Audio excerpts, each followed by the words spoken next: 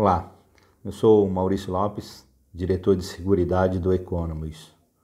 Como todos puderam acompanhar no nosso portal da internet, fizemos recentemente diversas publicações sobre o atual cenário dos planos FEAS e do Fundo FEAS.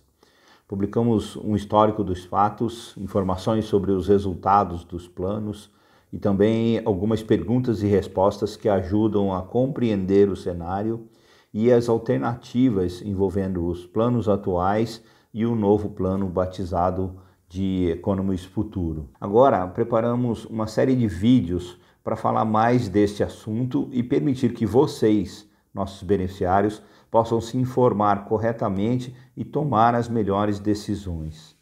Neste primeiro lote de vídeos, vamos falar sobre os planos FEAS e suas estruturas de custeio, e o que houve com os planos atuais e com o Fundo FEAS para chegarem nesse estágio.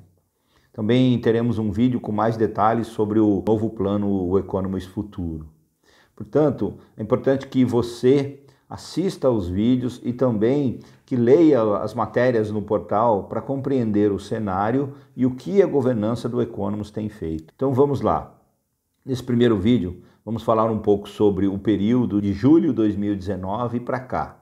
Uma vez que havia a expectativa de que os recursos do Fundo FEAS seriam suficientes para o custeio dos planos até meados de 2023, e agora temos uma situação onde os recursos se esgotam em 2021 com impactos imediatos. É importante destacar que os planos de saúde passam anualmente por uma avaliação atuarial, na qual são analisadas as realizações e projetados os resultados dos planos para os próximos períodos.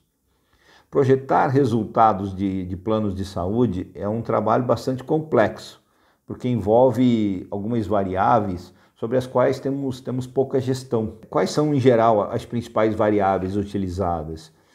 São observadas as entradas e saídas de beneficiários, as despesas assistenciais, que são os gastos com os procedimentos médicos, a arrecadação com as contribuições dos beneficiários, mensalidades e coparticipações, os ganhos com os investimentos dos recursos dos fundos investidos, as despesas de administração dos planos e também as despesas não operacionais, que são as provisões e outras despesas não relacionadas diretamente à operação. O que houve então, né? O que divergiu das projeções feitas em 2019?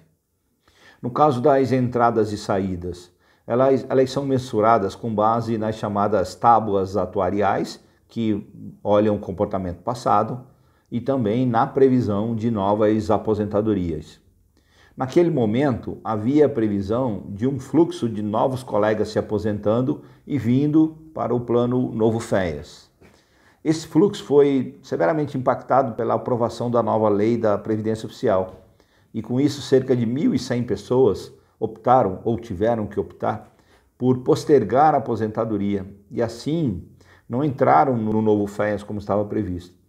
Com isso, a gente teve uma redução na receita esperada na casa de 5,4 milhões, diferente daquilo que estava projetado no relatório de avaliação. No caso das despesas assistenciais, que são os gastos dos planos com os procedimentos médicos, elas sofrem impacto, por exemplo, de novos procedimentos incluídos no rol do INSS, de novos medicamentos que passam a ser de cobertura obrigatória, enfim, de eventos que às vezes fogem ao que conseguimos prever. Assim, no período de junho de 2019 a maio de 2020, os 12 meses observados no trabalho, mesmo com todas as ações para redução de despesa, para ganho de eficiência que foram implementadas nos processos, houve uma variação de 10% no total das despesas em relação ao que estava projetado, representando aproximadamente 15 milhões a maior. No caso das receitas das contribuições, a gente falou de mensalidades e de coparticipações, além do impacto da menor entrada de beneficiários, como falei há pouco, os cálculos consideraram também a entrada em vigor do reajuste para 8% já no mês de julho de 2019. No entanto, ele foi postergado para janeiro. Havia uma situação que já havia tido um aumento na contribuição para os planos e tomou-se a decisão de implementar esse reajuste a partir de janeiro de 2020.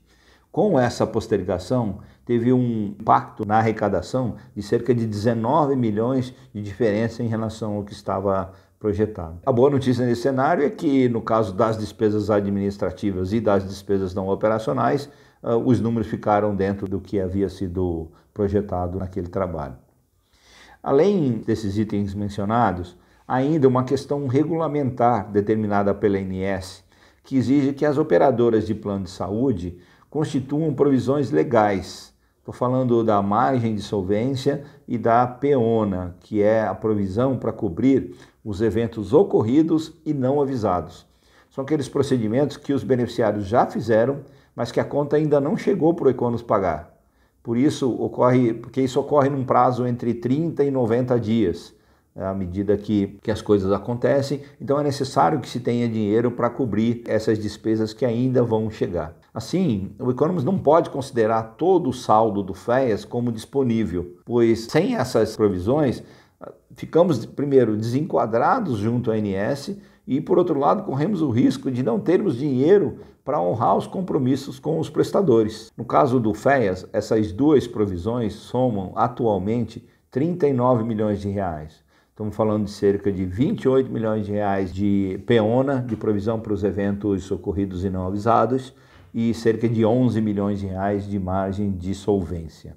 Daí, essa necessidade emergencial de se buscar alternativas para a gente evitar a interrupção dos serviços de assistência à saúde dos planos FEAS já a partir do mês de janeiro.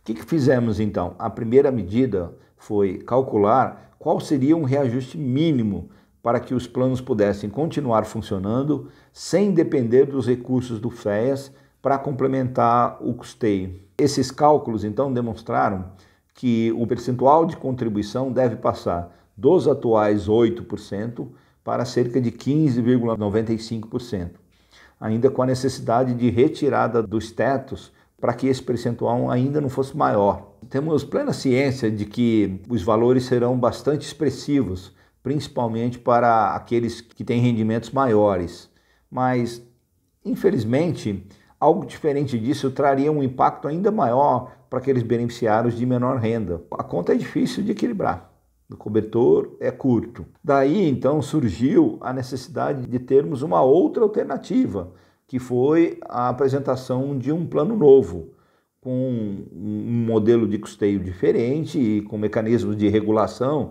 que possam permitir uma gestão mais efetiva ao longo do tempo para que a gente tenha menos surpresa ao final do período. Mas isso é tema para um outro vídeo. Eu peço que acompanhem as divulgações, se mantenham informados e tomem a decisão da melhor forma possível. Muito obrigado pela sua atenção. Até o próximo. Para mais informações, acesse a página exclusiva do FEAS, que está disponível no site do Economist. Nela, você encontra notícias, histórico e performance dos planos, além de uma seção com as perguntas e respostas mais frequentes sobre o tema.